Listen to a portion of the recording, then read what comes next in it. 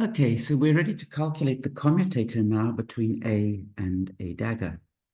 So what's the commutator between A and A dagger? Well, there are A and A dagger at the top of the screen. So we've got a 1 over root 2 from A, a 1 over root 2 from A dagger. So that gives us a 1 over 2. And now let's plug in the formula for A and the formula for A dagger.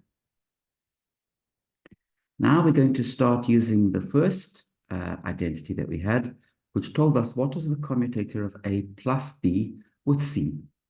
So using that identity, we've got 1/2, and then we will have Q, comma, Q minus I, P, plus, I'm going to pull the I out, that's no problem, and P, comma, Q minus IP. Now I'm going to use the second identity, the one just above us here, that says A commuted with B plus C is A with B plus A with C. Applying it to the first commutator here, I get Q with Q. I'm going to again pull the minus I out, no problem. We've got Q with P plus I, P with Q. And then the minus I times the I will be plus, and we've got P, comma, P.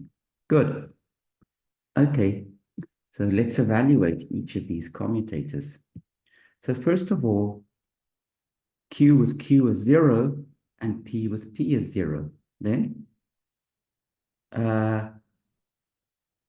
Q with P, well, P with Q is minus I, and if I want to swap the two operators inside the commutator, it costs me a minus. So Q with P will be 1. Okay. Q with Q is minus I, so Q with P is I. And then the commutator of P and Q, this will be minus I. So what do we have? Well, we've got 1/2. We've got 0. Minus I times I is 1. I times minus I is 1, and plus 0. 1 plus 1 is 2, divided by 2 is 1. So we've learned that the commutator of A with A dagger is 1, exactly as we wrote in this boxed formula over here. The next thing that we will want to do, we're going to want to start taking commutators of A and A dagger with the Hamiltonian. Now notice that the Hamiltonian is quadratic in operators, okay? So because of that, we're going to need another identity, and it's an identity for commutator of this type. Let's say we've got a commutator of A with BC, okay? So let's work out what that is. So one more identity. So I'm going to write this out. This is A times by BC, and then leave a little space in your notes and write minus BC times A. So far I've done nothing. I've just written down the definition of the commutator. Now over here, I'm going to say minus BAC and then plus BAC. So the middle two terms here, I've added a term and subtracted a term, so I haven't changed anything. But you can see from the first two terms, I can take out C on the right. And from the second two terms, the last two terms, sorry, I can take out B on the left. And then what I have left is a commutator of A with B times by C and B with A commutator C. Now, there's a useful observation we can make here, which is basically that the commutator obeys a product rule. So let's explain this a bit, and then we'll see why it's useful. So remember the product rule from calculus, okay?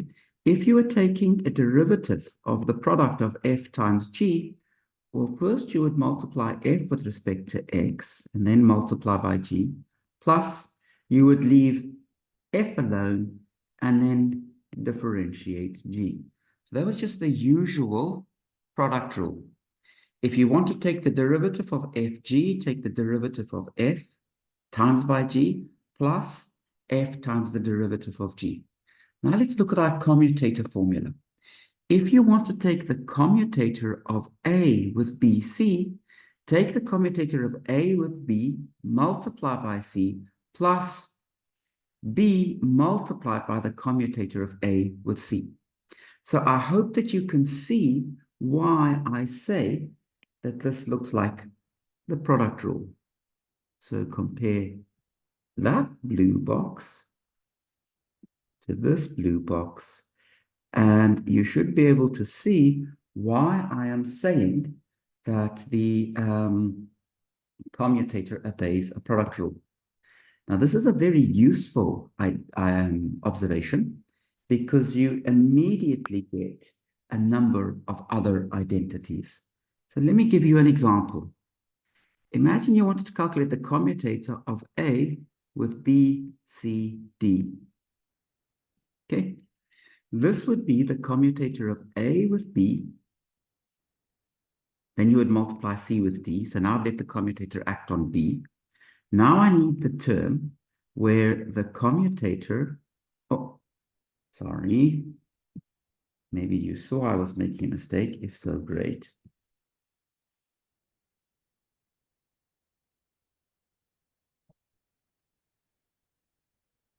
I'm going to leave B alone. I'm going to let the commutator act on C. And then for the last term, I need to leave B and C alone and let the commutator act on D. Okay, so I could immediately write down that formula. Now you can very easily check that this formula is correct because all that you have to do is write out the commutators, and then you'll see that this is just immediately a simple identity. Maybe I should just put in one word of warning. So this is very important. You must keep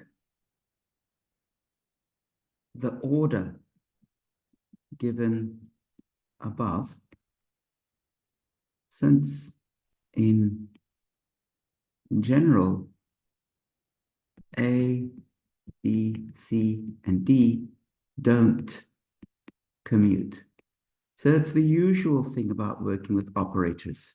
Be careful to preserve the order because these different operators won't commute. So, for example, B times C, you may not assume that that's equal to C times B. Maybe it is, and maybe it isn't.